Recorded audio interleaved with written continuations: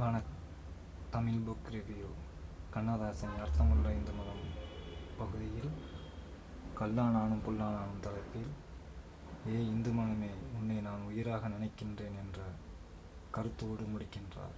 இதில் பெண்மையை, நாம் தாய்மையை உணர்ந்த ஒரு ஆண் அவனுடைய காலம் என்பது அவன் வாழ்நாளில் போதாவதாக நன்மைகளை செய்து கொண்டிருக்கின்றான்.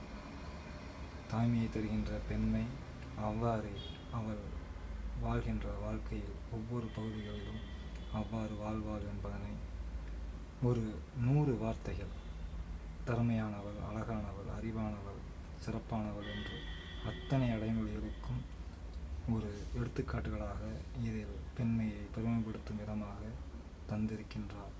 அந்த பேதமை என்ற நுட்பத்தையும் இங்கு தெளிவாக காட்டியிருக்கின்றார். வணக்கங்கள்.